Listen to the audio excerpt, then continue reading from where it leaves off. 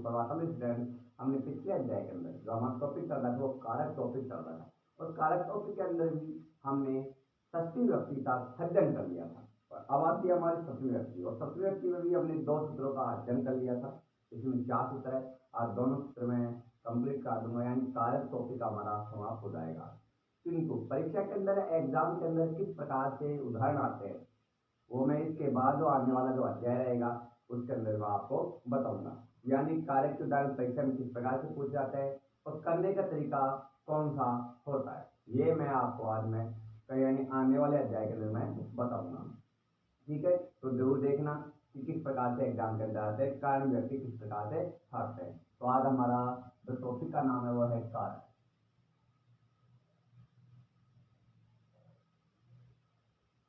विभक्ति कर रहे थे हमारी सप्तमी।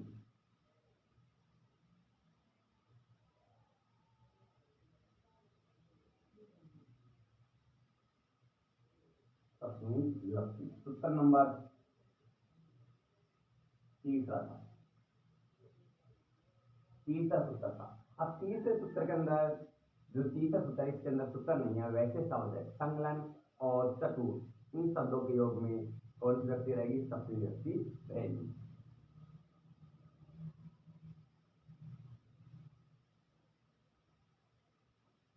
संलग्न चतुर,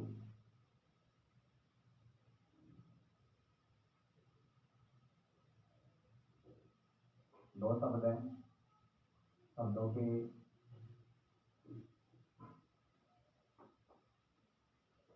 योग में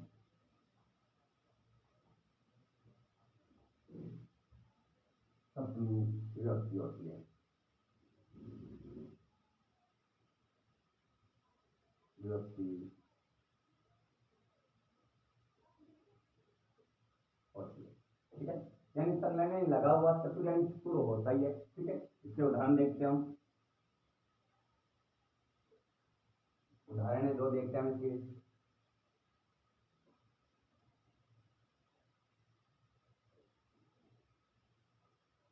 पुत्रे यानी उदाहरण लिख दिया हमने, दूसरा उदाहरण लिख दिया।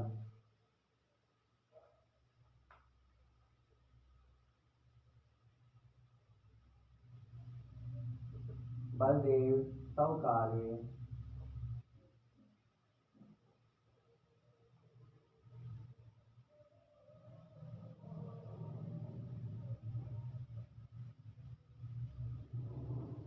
बलदेव अपने कार्य में लगा हुआ है। बलदेव अपने कार्य में लगा हुआ है, संलग्न है।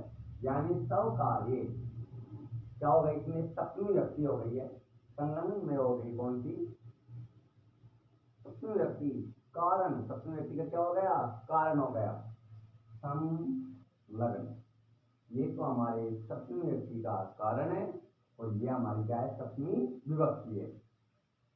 शब्दों के योग में सप्तमी व्यक्ति इन दोनों के योग में रहेगी, ठीक है। तो ये क्या है? हमारी सप्तमी व्यक्ति का कारण, और ये क्या है? सप्तमी व्यक्ति की विभक्ति। दूसरा उदाहरण,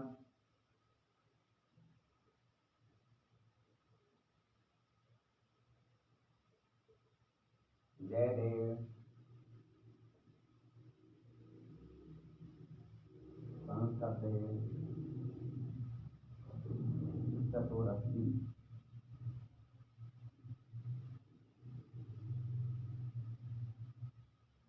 जयदेव संस्कृत में चतुर है, इसमें चतुर है, संस्कृत में चतुर है। चतुर शब्द के योग में कौन सी व्यक्ति हो गई है? हमारी सप्तमी विभक्ति। अगर चतुर नहीं आता तो इसमें सप्तमी विभक्ति होती नहीं होती, तो इसमें संस्कृत में कौन सी सप्तमी विभक्ति हो गई? और चतुर हमारा क्या हो गया? कारण हो गया, ठीक है। अब सूत्र नंबर हम 4 देखते हैं।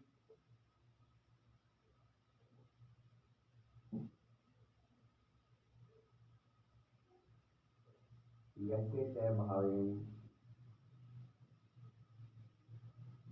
यस्य च भावेन भावलक्षणम।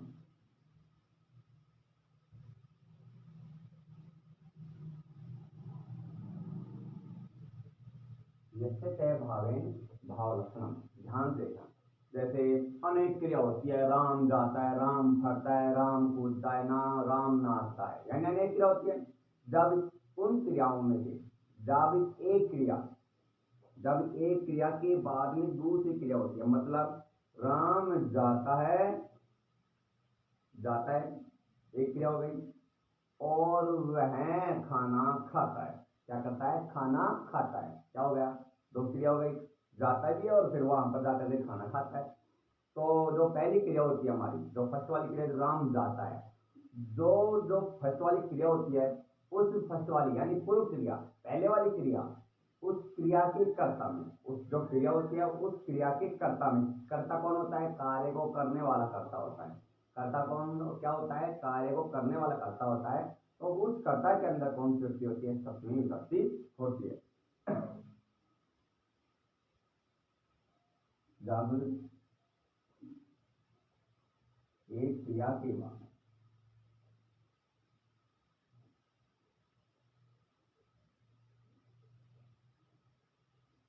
के बाद दूसरी क्रिया होती है, दूसरी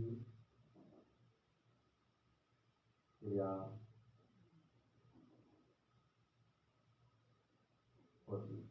जब एक क्रिया के बाद दूसरी क्रिया होती है, ठीक है, दो क्रिया हो गई है, यानी दो काम हो रहे हैं। विद्यालय में जाता है, विद्यालय जाकर पढ़ता है, दो काम हो गए ना। विद्यालय में जाता है, जाएगा नहीं तो पढ़ेगा कैसे? दो क्रिया हो गई है, ठीक है। जब एक क्रिया के बाद दूसरी क्रिया होती है, तब पूर्व या पहली पूर्व क्रिया के पूर्व क्रिया के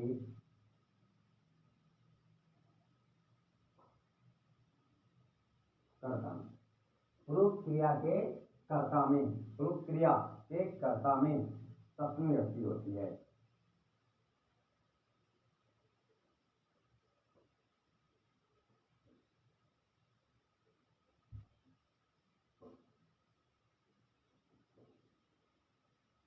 सप्तमी विभक्ति होती है, ठीक है। यानी जब एक क्रिया के बाद दूसरी क्रिया होती है, और तब पूर्व यानी पहली क्रिया के कर्ता में सप्तमी विभक्ति होती है। इसके उदाहरण देखते हैं हम।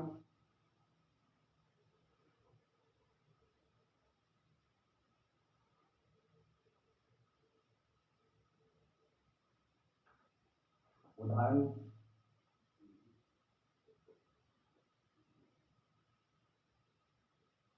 रामे वनम गते।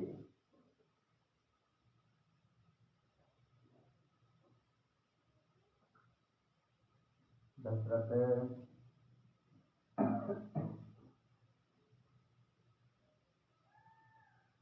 प्राणान एटेड।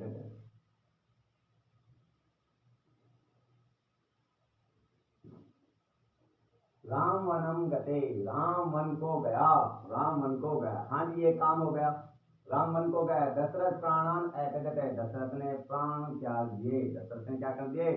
प्राण त्याग दिए। अब ये बताइए, अब ये माना जाता है कि अगर राम वन को जाता ही नहीं तो दशरथ के प्राण भी नहीं जाते, यानी दशरथ नहीं मरता। मतलब दो काम हो रहे हैं, राम वन को गया और जाते ही क्या हो गया? दशरथ ने प्राण त्याग दी। अगर राम वन को जाता ही नहीं तो दशरथ भी मरता ही नहीं, यानी दूसरी क्रिया होती ही नहीं। अगर मैं विद्यालय जाऊंगा ही नहीं तो मैं पढ़ूंगा कैसे? तो दूसरा कार्य जब होगा ना, जब मैं पहला क्रिया करूंगा तो राम वनम गति, राम वन को गया, ठीक है। तो पहली क्रिया, ये दूसरी क्रिया। तो पहली क्रिया क्रिया मैंने पूर्व क्रिया है, पहली क्रिया की कर्ता में, कर्ता कौन है? कार्य को करने वाला। कर्ता में क्या होती है? सप्तमी विभक्ति होती है। इसमें जो कारण है आपका ये से भाव भाव लक्षणम रहेगा, ठीक है। दूसरा उदाहरण,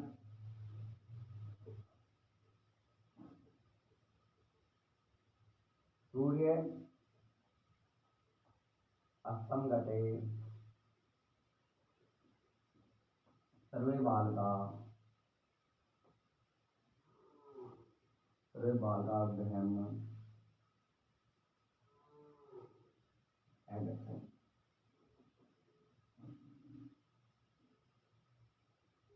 सूर्य अस्तंगत, सूर्य अस्त की ओर गया, यानी सूर्य अस्त हो गया। सर्वे बालका गृहम एगच्छन्, सभी बालक घर को चले गए। जब बालक घूमने के लिए जाते हैं तो वो देखते हैं सायकाल नहीं हुआ है, शाम नहीं हुआ, अभी नहीं चलेंगे, घर पर नहीं चलेंगे, नहीं जाते हैं, भूख प्यास भी यानी लगती नहीं है उनको।